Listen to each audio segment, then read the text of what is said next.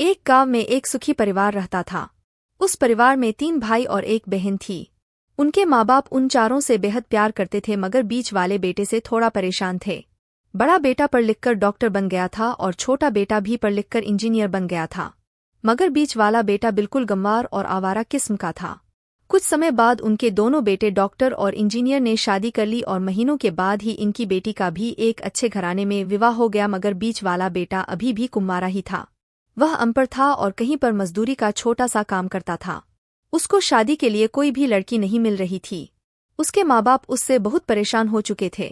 अब जब भी उसकी बहन अपने मायके आती तो वह अपनी डॉक्टर और इंजीनियर दोनों भाइयों से मिलती थी, मगर बीच वाले भाई से बहुत कम मिलती थी, क्योंकि वह उसे ज्यादा पैसे नहीं दे पाता था।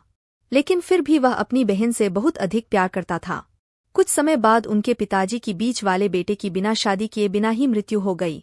उनकी माँ ने सोचा कहीं अब किसी के मुंह से बंटवारे की बात निकले, इसलिए अपने ही गांव में एक सीधी सादी लड़की से मंझले बेटे की शादी करवा दी। शादी होते ही न जाने क्या हुआ। अनपढ़ बेटा मन लगाकर काम करने लगा और पहले से कहीं ज्यादा मेहनत भी करने लगा। अब कोई भी पुराना दोस्त उसको मटरगश्ती के लिए बुलाने आता तो वह मना कर देता। एक दिन उसके डॉक्टर और इंजीनियर भाई ने सोचा कि यह तो गंवार और अनपढ़ है, हम इससे कहीं ज्यादा पैसे कमा लेते हैं, इसलिए अब हमें बंटवारा कर लेना चाहिए। माँ के लाख मना करने के बाद भी दोनों बेटों ने बंटवारे की तारीख तय कर दी और उन्होंने अपनी बहन को भी बुला लिया।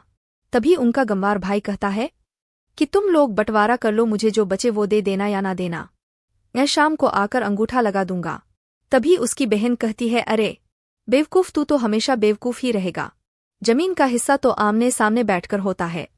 और उसकी माँ भी उसे काम पर जाने से रोकती है।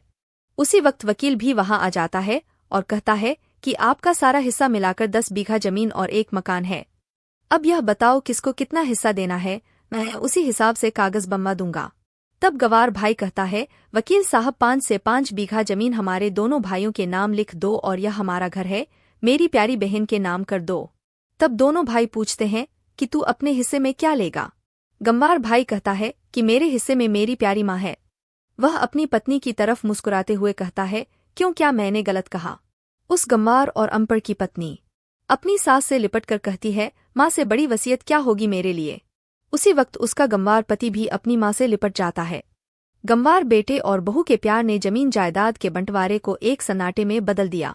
तभी बहन अपने गंवार भाई के गले लगकर लिपटकर रोते हुए कहती है कि माफ कर दो भैया, आपको सम्मान नहीं दे सकी।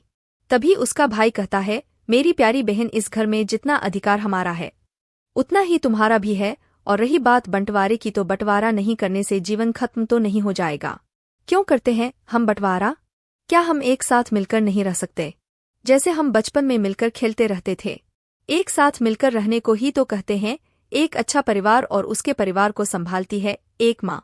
तभी उसके दोनों भाई भी बहुत शर्मिंदा होते हैं और वह बंटवारे के सभी कागज फाड़ कर फेंक देते हैं, और उस दिन के बाद से उनका पूरा परिवार खुशी खुशी एक साथ रहने लगा।